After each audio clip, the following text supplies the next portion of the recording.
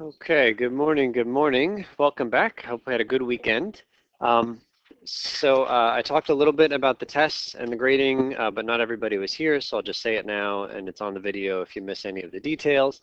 You guys are going to make a choice on Wednesday as to how you would like me to calculate your final grade. There's the standard option, the test heavy, and the test light, and these are all numbers that you'll find on your syllabus. And so what I did is I calculated your grade. The numbers that I've written up here in blue are the numbers that are written on your paper. Those are your current averages for these things. And then the numbers in purple you'll find on the syllabus. I have copied the purple numbers from the standard column. So for example, the homework in the standard grading scheme is worth 8%. So that's a 0.08. And what you do is you multiply the numbers that I wrote times the percentages. You'll get 5 different numbers over here. You'll add them all up. And you need to divide by 80, not by 100, because the final exam is worth 20, and obviously you don't have any credit for that. So the most you could get, if you had perfect on everything right now, is 80, because you haven't taken the final. So divide by 80, and you will get some number, some percentage, which is your current grade according to the standard grading scheme. And that is the number that I wrote down here where this black writing is on my paper. I wrote a number, I translated it to a letter. If you tweak and you go test heavy, just change those purple percentages, and you will get a different number. Go to test light and you will get a third different number. Wednesday, I'm going to bring in a piece of paper with all your names on it and the 3 options, and you're just going to pick the one that you want. So play around with the numbers at home, decide where you are going to be able to spend the time for the rest of the semester, and pick accordingly. Any questions on that? Okay, in terms of some information on this particular test, the median grade, what does median mean? It is a way to think about average.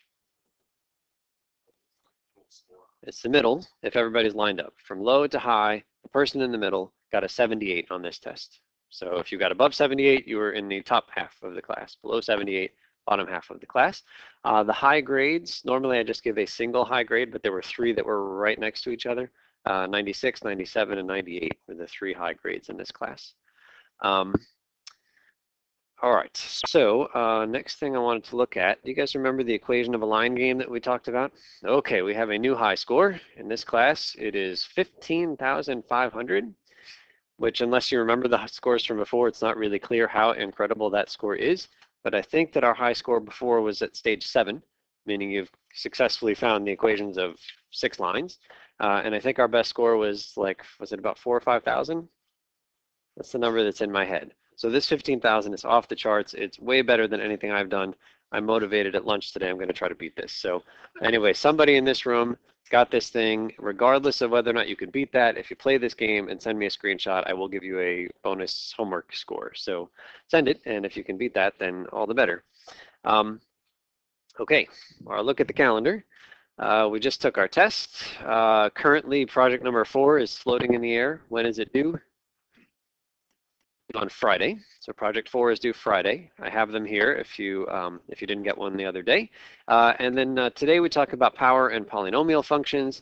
Next class we're going to compare different types of functions. And then we start what is like really the major theme of pre-calculus, and that's this funny word here, trigonometry. And I'm just going to highlight just to give you a sense of how far trigonometry goes. All right, so in theory it goes to at least there. So we're talking about like most of the second test and then the next half of the third test. But really, we're going to continue to talk about trigonometry as it relates to these topics right here. So trigonometry is really, really at the heart of this course. I hope you like it because we're going to be spending an awful lot of our time talking about it. It's okay if you don't know anything about that word at the moment, but I'm just giving you a sense of where we are. And packet number 2, the very first page has a better copy of the circle than is projected up here. I think we're going to use that circle when the time comes, and I think we're going to use it on the quizzes and tests. I'll be clear about those directions. And then there's this reference sheet about transformations, and we start on page 3. So can we go to Todd for number 1?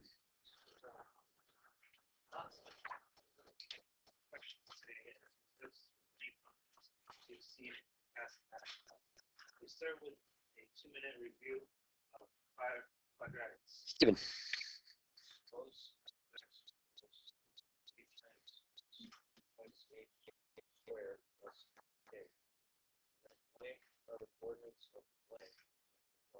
Right, okay, so what was Ian thinking when he wrote these blanks? So what's the important point called for that kind of a thing? And it's called the vertex, so it's the coordinates of the vertex is what we're after. What's the name of the graph of that kind of a function? That's a parabola. This is kind of like Mad Libs, but with fewer references to toilets. And if you have that function right there, h and k. Good. So one note about that formula, there's a minus sign built into the parentheses, there's a plus sign on the outside. So you really have to be aware of what h and k are. And then we'll keep going up here to Garrett. If a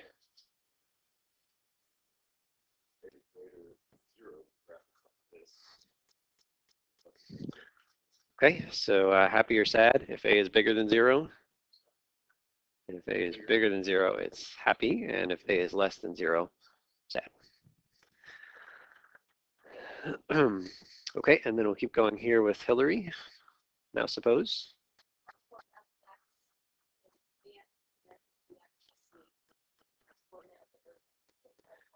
Okay, so now that we've got pictures of our happy and sad parabolas, I'll just put a green dot on this mysterious vertex thing we're talking about. We're trying to identify that either bottom point or top point. And does anybody remember the formula? What is it? Yeah, all right, so it's negative b divided by 2a. That's the x-coordinate of the vertex. The a and the b are the same a and the b from the quadratic formula that you guys know. In fact, this is the beginning of the quadratic formula. I'll write it and then I'll erase it. Negative b plus or minus square root blah, blah, blah, all divided by 2a, right? That's the quadratic formula. If you just grab the beginning part of that and the denominator, you've got the x-coordinate of the vertex. Okay, let's see. So I think we're up to Vanessa.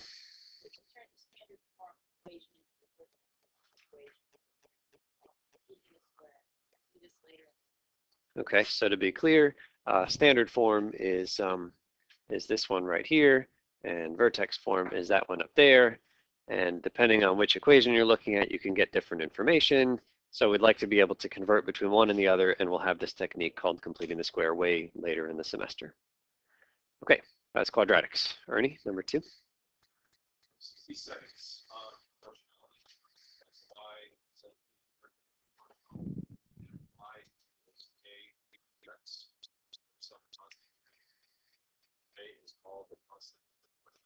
Okay, so anytime you have two variables where one is a constant times the other, we say that those two things vary directly. And if I were to ask you to graph y equals 3x or y equals negative 7x, what kind of a thing is it? It's a line. But there's something special about that line, because normally the equation of a line is mx plus b. Here it's kx. What happened to the b? It must go through the origin, because the b must be 0. I don't know how to spell origin. Yeah, so if two variables are directly proportional, then the graph of the relationship between them is a line passing through the origin. Okay, and we'll go to Kyle, x and y.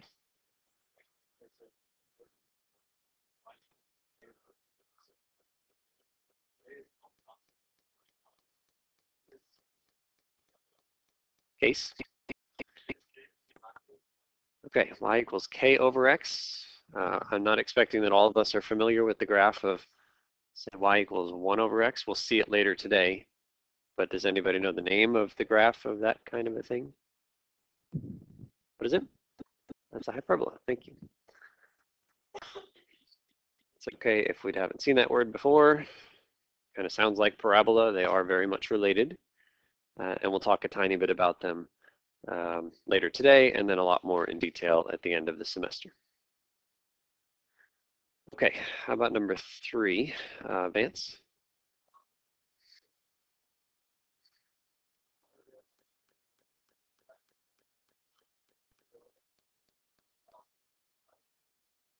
Okay, talk to your neighbors about this. So all linear functions. So linear functions look like mx plus b. Does that have the form y equals kx for some x, or sorry, for some k. Not if we have a b in there. So as the counter example, either of the groups that said false, 2x plus 3. Is this a linear function? Yes. Is it an example of direct proportionality? No, because direct proportionality can only look like y equals a number times x. So it's false. And it kind of comes back to that thing we had said, direct proportionality are lines, but they're special. What point do they have to go through? They have to go through the origin. So direct proportional stuff is a special case of linear stuff. Okay, and I think we're up to Sarah. 4.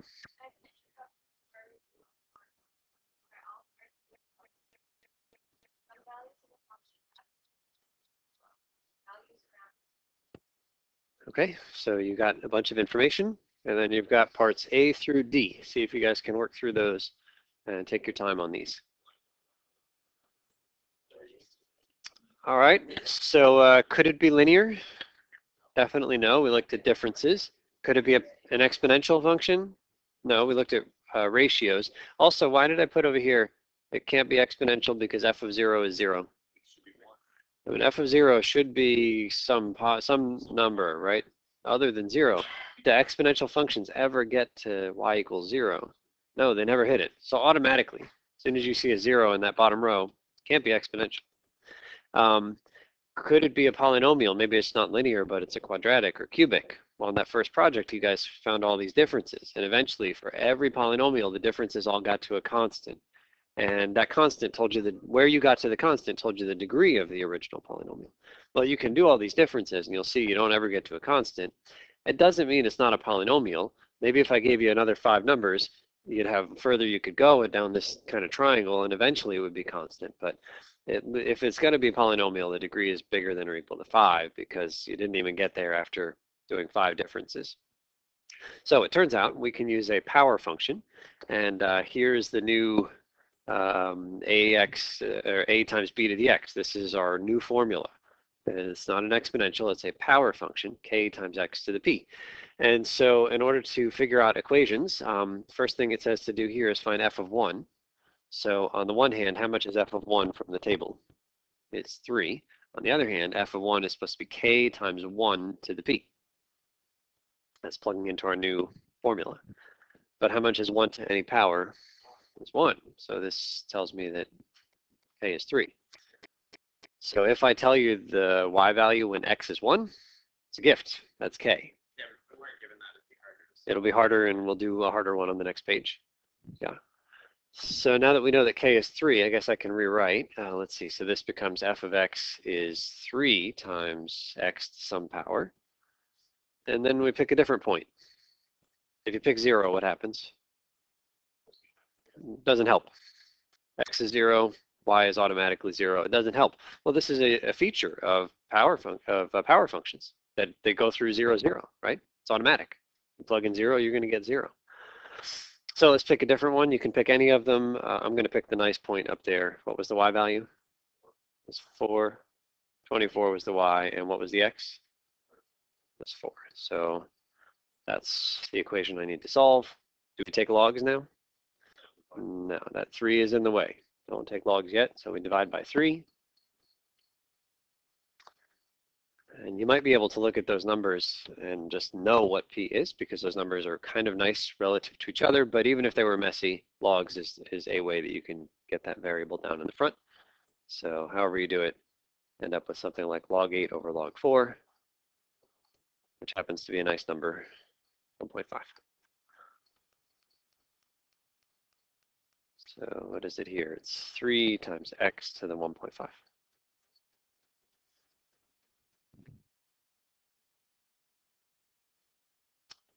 Any questions on that?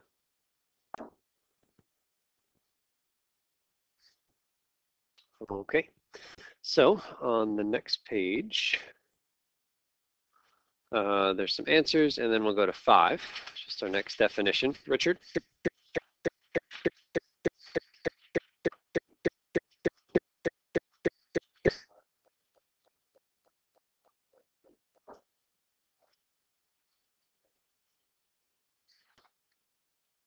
Okay, so there's that phrase directly proportional again. Directly proportional means y equals k times x. Well, it's okay to change it to x to the p and then say y is directly proportional to x to the p. And then we'll go to Kate. Which of these?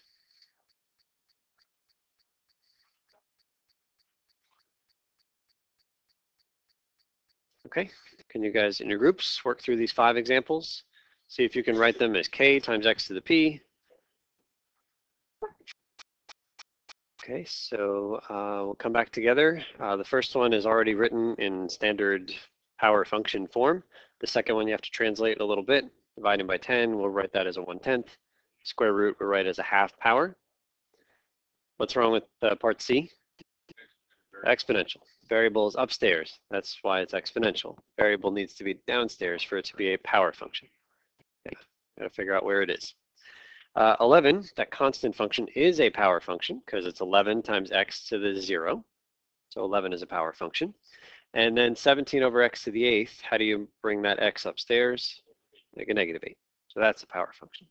So we see lots of variety in power functions. It's not just x squareds and x to the thirds. You can have radicals because those are powers. You can have x's in the bottom because those are powers. Can I have this? No, because there's no room in the power function formula for a +2. So it's got to be one thing sitting by itself so that you can rewrite it as a kx to the p. Okay, let's go down to 6. 6 is Taciday.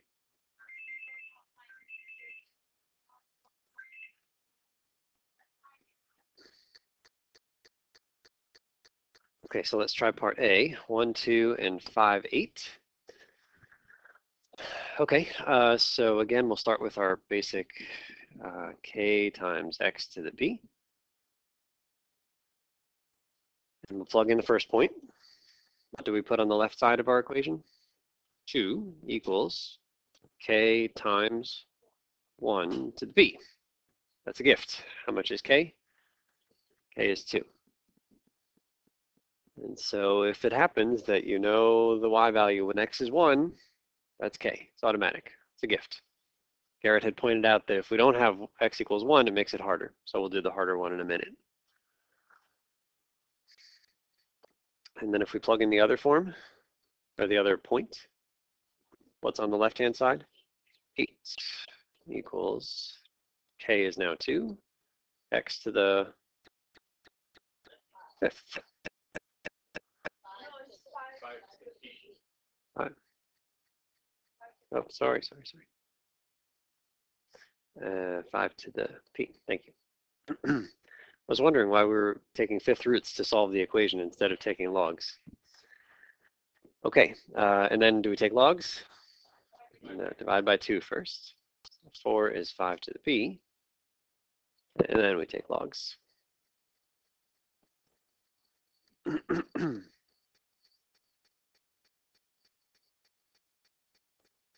we grab a number on just a decimal? Thank you.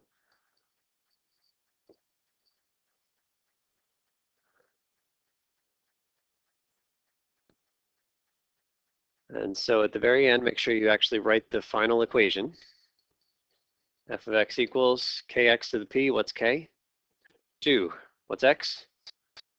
X is x. What's p? This is 0.861. Is that you? Can you turn it off or mute it or something? Okay, part B is tougher because we don't have the gift that we had up in part A. Let's give it a shot. The only thing we're allowed to do is plug in those points to the basic equation up at the top in purple. So the first equation, what's on the left? 3 equals k times 2 to the p. And unfortunately, that has 2 unknowns in it, and there's nothing we can do about that. And then the other equation, 5 equals k times 6 to the p. Yeah.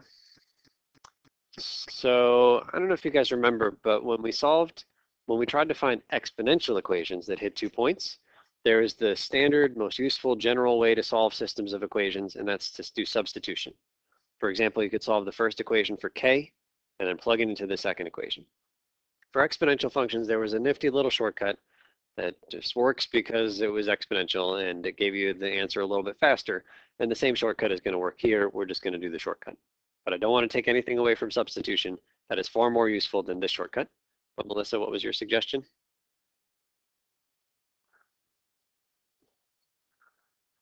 Everyone see that dividing makes something good happen? The k's disappear if you divide them. And they will always disappear. The numbers are irrelevant. So divide these two equations, k's cancel, and we'll get one new equation with only p. And that's easier for us to solve. So let's divide these two things, and we end up with, let's see, 3/5 equals, the k's go away, 2 to the p over 6 to the p.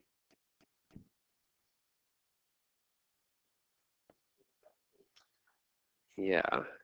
So first, does everybody see where we got that equation?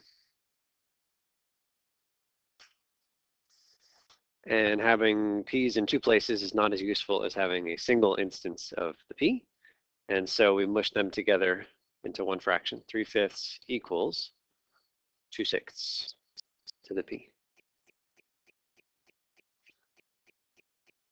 And if you're not sure why that's true, if I gave you 2/6 to the p, I'm hoping the first thing you would do is bring that p in to the 2 and to the 6. This is just going the other direction. Okay, and now the p is in the exponent, so how do we solve for it? Now we take logs.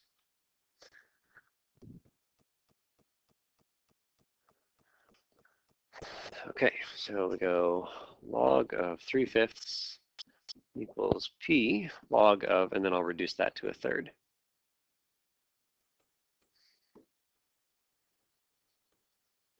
And then finally divide to figure out what p is.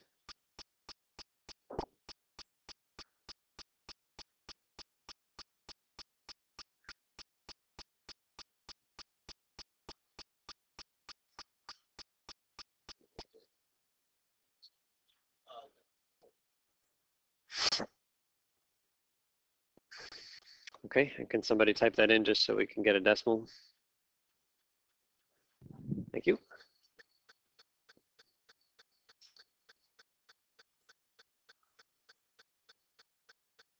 Questions on how to find p? It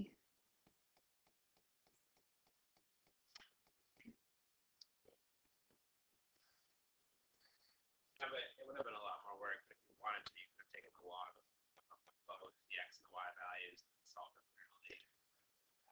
Yeah, Garrett is recalling something that we actually did a little while ago when I gave you guys a bunch of data points that just kind of look like that. We had these different dots and we were trying to decide, is it exponential or is it power or is it neither? And we ended up taking logs of everything and linearizing and finding equations of lines. So absolutely, you could take logs of everything here, find the equation of the line of the two new points, and then basically anti-log to get us back to, like you'll eventually get back to this value of p and the value of k. Yeah? It's nice to know two ways to use them. You can forget how to do one. Yeah, true. Okay, so that's that. And what do we still need to figure out? We still need k. So you go back to either equation that's up there in red. I'll go to the first equation. So this guy becomes 3 equals k, I don't know, times 2 to the 0.465. We just found p. And now finding k is real easy.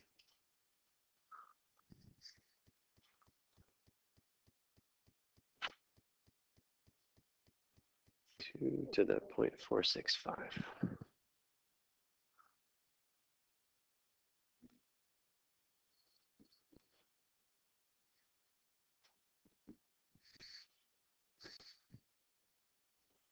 So it must be something around 2, no? All right.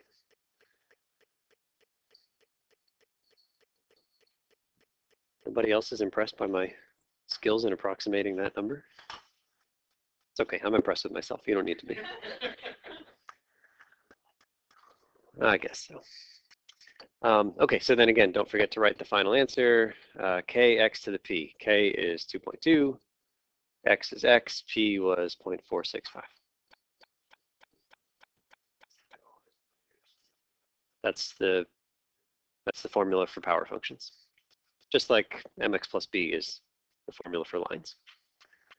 All right, any questions on that?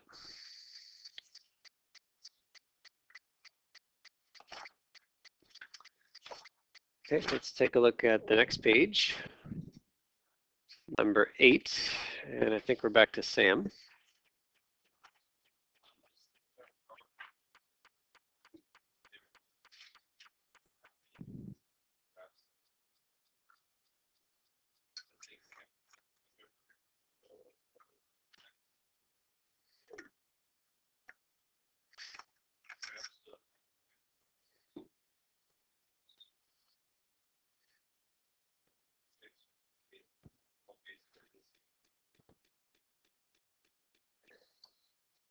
Yeah, so this is something you guys know, right? X squared is just our smiley parabola, and x to the 4th looks quite a bit like the smiley parabola, and x to the 6th looks quite a bit like, so they all kind of look like that. So if I were to graph, we're going to graph k times x to the p. We're just going to assume k is bigger than 0, and if it's not, then the graph would just flip over some axis. And so if p is a positive even integer, like x squared or x to the 4th or x to the 6th, it's just our friend, the smiley parabola looking thing.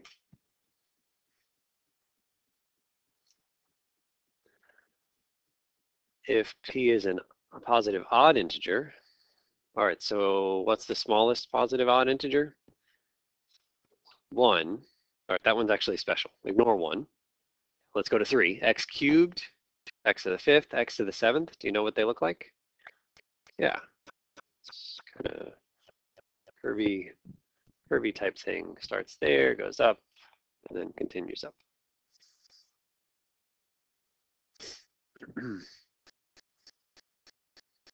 So they all pretty much look like that. X cubed, x to the 5th, x to the 7th, they look like that.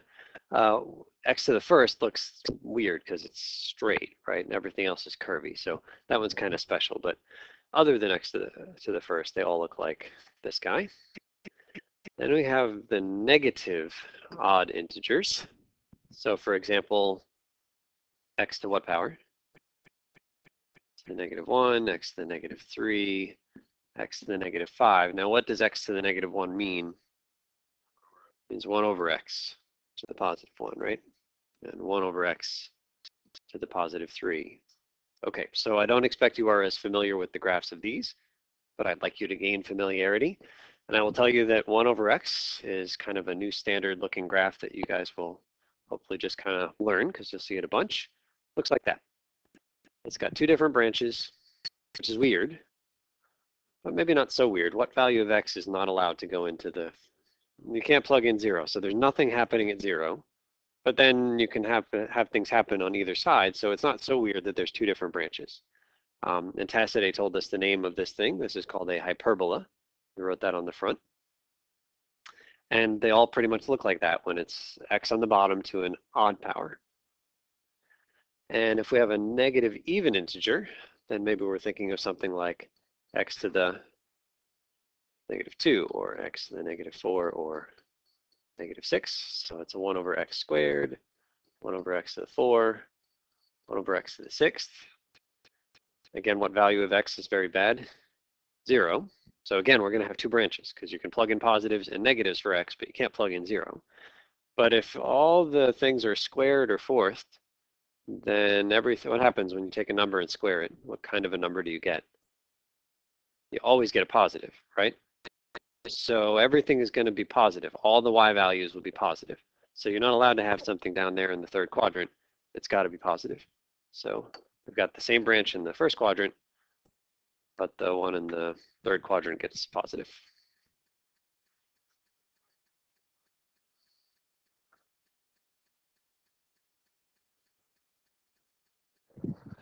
Okay, and then down here, p is 1 divided by a positive odd integer.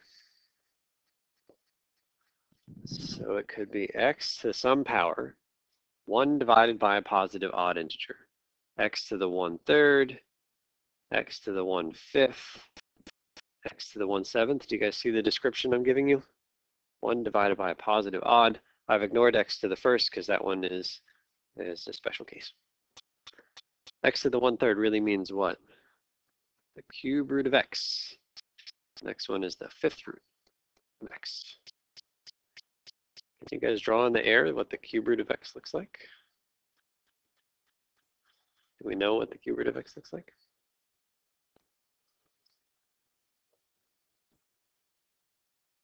Yeah, we are allowed to put negatives in. So there's a picture on the left-hand side. Okay, so the cube root of x looks like that. And the fifth root of x looks pretty much the same.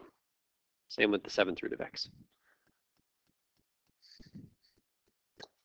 And then, yeah, I think some of you guys were up here, 1 divided by a positive even. So for example, 1 divided by 2 or 1 divided by 4. What does x to the half mean? Square root of x, and fourth root of x is that one. And in fact, it's the same as that graph, except what? You don't get the negatives. You don't get to put negatives into there.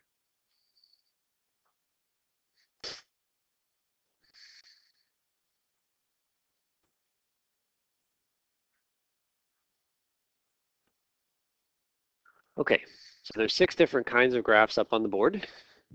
I think that the top 2 you are quite familiar with, x cubed and x squared. And I also think the bottom right one, square root of x, you're familiar with too. It's really just a matter of extending and saying, well, wait a minute, x cubed looks the same pretty much as x to the 5th, as x to the 7th. So now there's lots of things that you can draw that look like that. And then there's these new ones with the different branches. They're kind of weird, but just practice a little bit and you get familiar with them. And ultimately, the goal is for you to be able to quickly sketch something like 8x to the 41. Okay, I've never seen 8x to the 41, but I could tell you which one it looks like. Can you guys find the one that looks like x to the 41st power? Which one is it? It's the top left. It's very similar to x cubed. The only thing we need to know is that that's a positive odd integer. So 8x to the 41 looks like the top left one. How about negative 3x to the, what does that say? That says 1/4. Does it look better on yours? Okay, yeah, it looks okay on yours. Right, so x to the 1/4. I've seen x to the 1/4. Where is it? It's this bottom right. So it looks like that, except negative 3 flips it down to the bottom.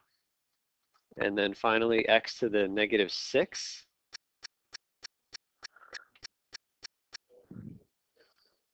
Yeah, x to the negative 6 looks like the middle right. Just draw something like that, and you've graphed 10x to the negative 6. Questions on those kinds of graphs? Last thing we'll say, so I told a little fib earlier today. The fib was that when you plug in, where is it? So if we're looking here at this, at our basic equation for the power function, if you plug 0 for x, what do you get? You get 0, right? 0 to anything is 0. So it was not a surprise that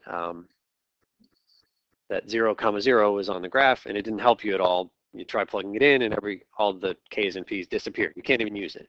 So I told a little fib. I said that 0, 0 is always on the graph of every power function. So is 0, 0 on the graph of the top left? Yes. Top right? Yes. Middle left? No. Middle right? No. You guys look so disappointed. Just a little white lie. Bottom left? Yes. Bottom right? Yes. Okay. So the only, I mean, you can't divide by 0. So it's not always on the graph. It's usually on the graph. But, you know, if you have x's in the bottom, it doesn't go through the origin. Okay. Next page. Number 10. And we're up to Todd.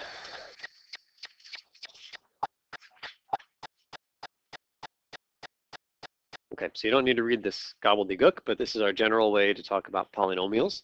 You've got some a sub n x to the n, and then a sub n minus 1 x to the n minus 1, and you keep going until eventually you get to more familiar looking things like x cubed, x squared, x to the first, and a constant.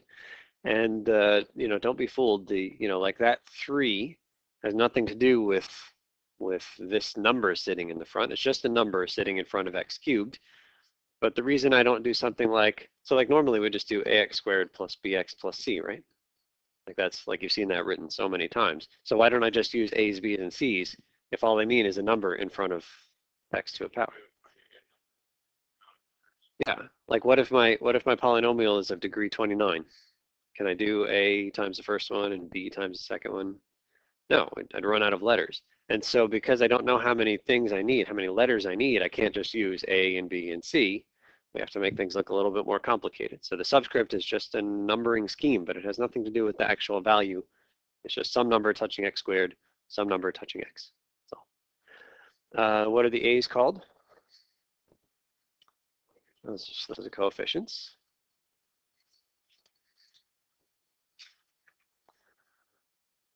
A sub n, which is specifically this very first one that's touching the highest power.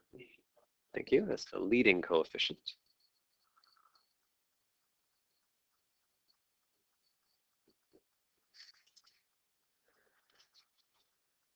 A sub n x to the n.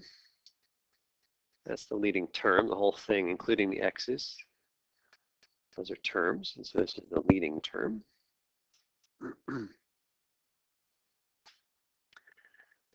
And then I say something strange. It completely determines the end behavior of the polynomial. Did we do that? We talked about end behavior, didn't we? Actually, I'm asking, did we talked about end behavior, right? Right, like as x goes to the far right, does the graph go up forever? What's that? Yeah. And so I'm trying to remember, I remember talking about it in 107 too, but I'm trying to remember what we did exactly here. I know we did talk about limit as x goes to infinity and as x goes to minus infinity. But for example, if you are looking at, like 5x to the fourth plus 7x cubed minus 8x plus 10, something like that. And I just want to know what this thing is doing at the far right and at the far left. Well, it turns out I can ignore everything except for the leading term, x to the fourth. What does x to the fourth do? It goes up like that. 5x to the fourth, does it flip it over or does it? No, it keeps going like that. And so I'm not saying it looks like this the whole way through. I'm not saying it was one of our nice things. In the middle, it could do some crazy up down like roller coaster stuff. But ultimately, if you go to the far right, it's going to look like that. And if you go to the far left, it's going to look like that. I can't say anything about what's happening in here, but I can tell you eventually, end behavior, it's going up and to the right, up and to the left. So leading term really is just the two things. Is it an even or odd power, and is that a positive or negative coefficient? So we didn't really talk about that in this class, did we? I don't think so. Yeah, but in 107, yeah. Okay. All right, let's see. The blank is n, the highest exponent. What's the name of that's the degree.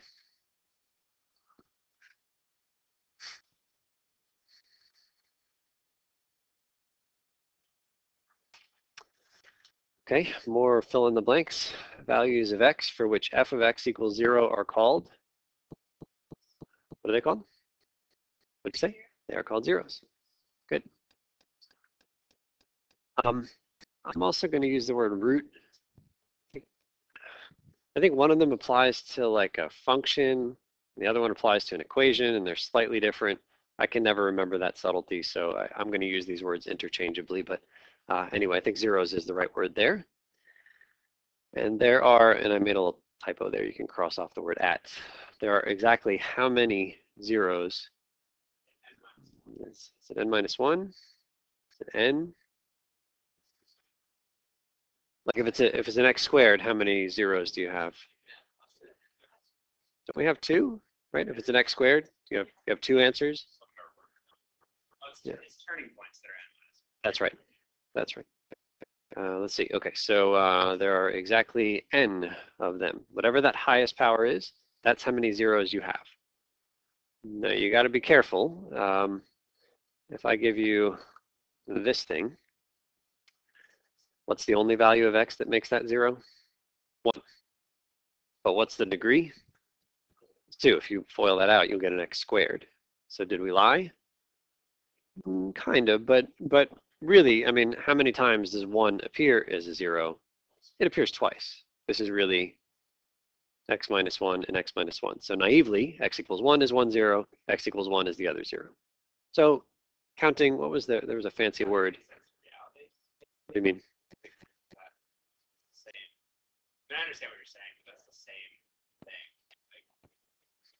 What are you saying?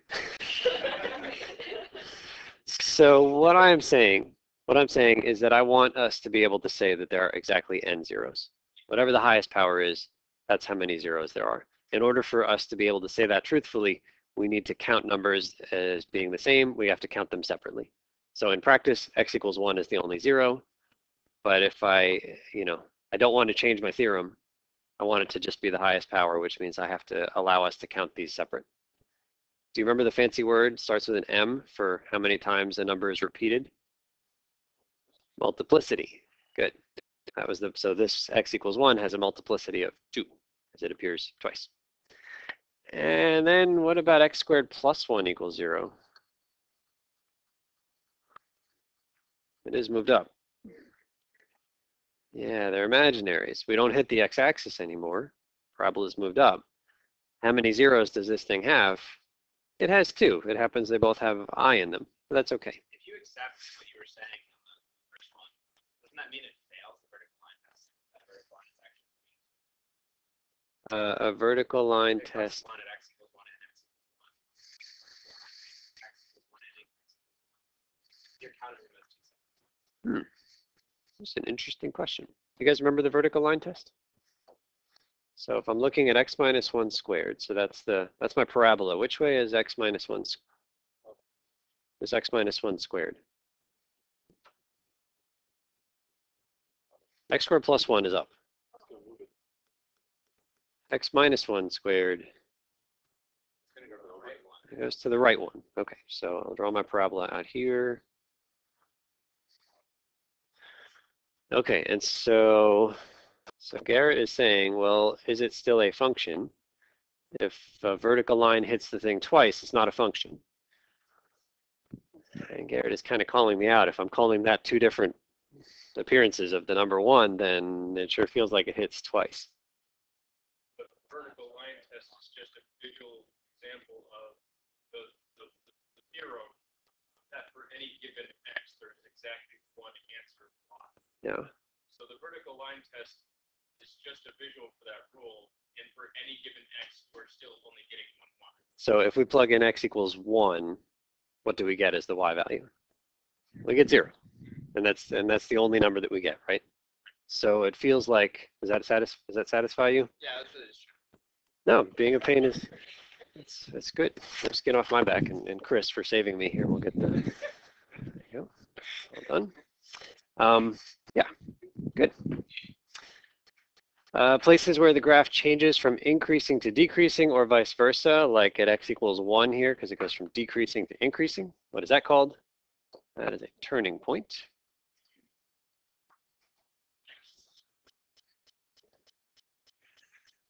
And for the x squared graph, how many turning points are there? There was just one of them, so it's always one less. And minus 1 is how many of those that we have.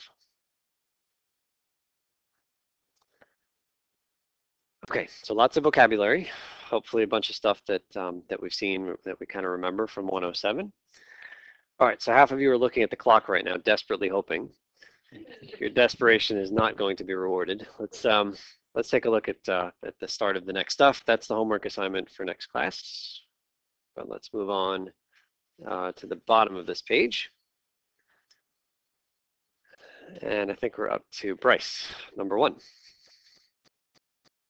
We start the section by looking at the it signs up for cell phone.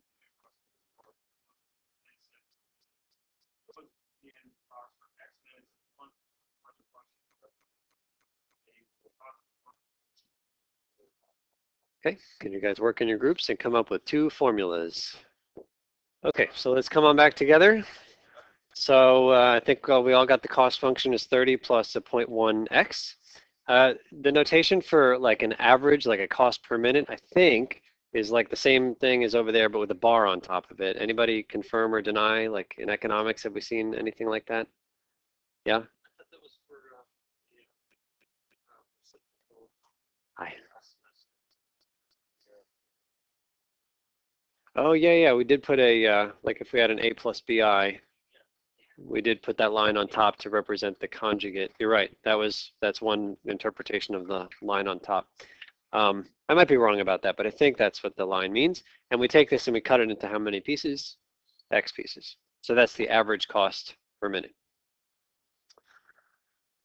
Does that make sense? Take your total cost, divide it into X pieces.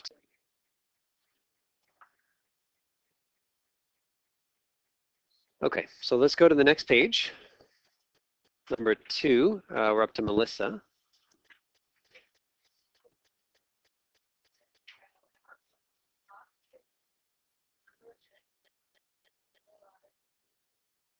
Okay, so can you guys figure out what that second formula does? And I'm going to encourage you to use the good limit notation.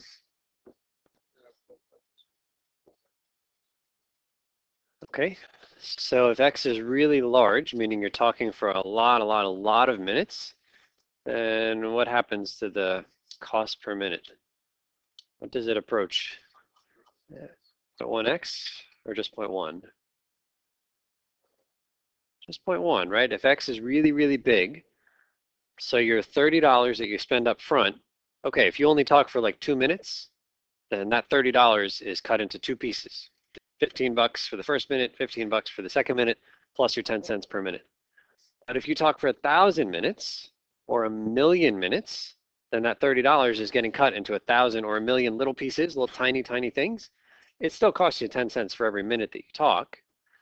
But on average, I think your cost will approach just the 10 cents. If you cut that $30 into lots and lots of pieces, it becomes insignificant. Yeah, 10 cents per minute. 10 cents per minute. Yeah. Yes, exactly. Yeah, cost per minute. That's what we're after. I was just thinking 0.1x. Okay, it's just 0.1.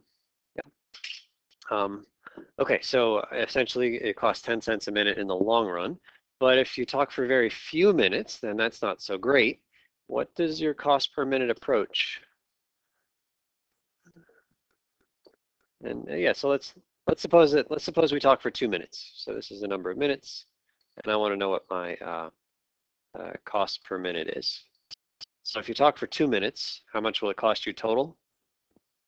$30.20. But I'm doing a cost per minute. So what do I divide by? By 2. Okay, so every minute, I hope you enjoyed it. It was $15.10. Are we assuming that you can't go less than that? We're going to go less than a minute. If you talk for 1 minute, how much will it cost total? $30.10. And how many minutes are we cutting that into? Just the one. That was a very expensive minute on the phone. Let's try half a minute. Half a minute. Let's pretend we don't round anything. So it still costs $30, but now how much does that half a minute cost you? It was 0.05, right? Half a minute, half of 10 cents. But now you're cutting it into a little half a minute piece, which is not even a full piece. And so that half a minute costs you $60.10 per minute. I'm not changing anything. It costs you $30.05. That's what it costs you. But per minute, that is an average of $60.10 because you only talked for half a minute. And it approaches infinity. The smaller you cut the thing into, it's just going to be $30 and a tiny bit, but it gets divided into this little teeny tiny fraction of a minute, and that number gets really big. And so ultimately, the cost per minute approaches infinity. If you talk for 1 second, it'll cost you like $30 and a penny or two.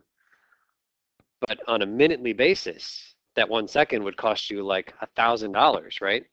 Per minute, like if you were to keep talking for a minute at that same rate. So let's try 3. Topher. 3.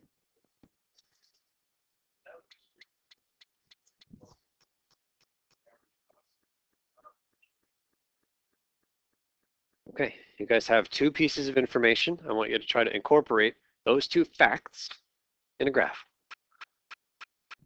So draw something for the first part, draw something for the second part, and then we'll just kind of connect them. Okay, so for the first part, the first limit says as x goes to infinity. So which way are we going if x is going to infinity? It's going to the right. The y values are approaching 0.1, 10 cents. So right here, I'm going to put my 10-cent mark. And I'm going to put a little dotted line, and it's never going to hit that dotted line, but we're going to approach that dotted line. And does it always cost you a little more or a little less than 10 cents per minute? a little more because you pay 30 bucks no matter what. So it's always more than 10 cents a minute, but you approach it. So it feels like something like that. The longer you talk, the closer it costs you to 10 cents per minute on average. And then on the purple side of things, as x approaches 0, so actually you could approach 0 from two sides. You could approach 0 from the left or from the right. It only makes sense to approach 0 from the right. We actually do have notation to clarify. We put a little plus sign out there that says approach from the bigger than 0 side. And we're going to infinity. So if the y values are going to infinity, which way is that? That's up. And so as we approach 0 from the right, y values go up, and we get something like that. I'll extend this just so we see. Never gets there.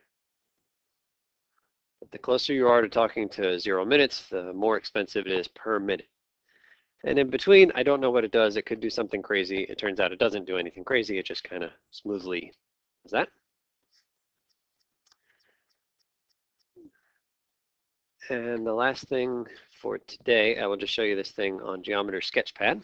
Here's a prettier version of the same graph. That's the equation that we were interested in. I just typed it in and it graphed it. As you run to the right, what's happening? Closer and closer to something. Right here, it looks like it's close to 1, but it's less than 1. So maybe out here it's like 50 cents or something. And if we keep scrolling to the right, you can see it gets lower and lower and lower, but eventually almost levels off at 10 cents. Never gets to the axis. It never even gets to 5 cents. And then the same thing on this side, what's happening? Going up to infinity. The less you talk, the more expensive that is on a per minute basis. Okay, we'll pick up there next time, and we'll see you Wednesday.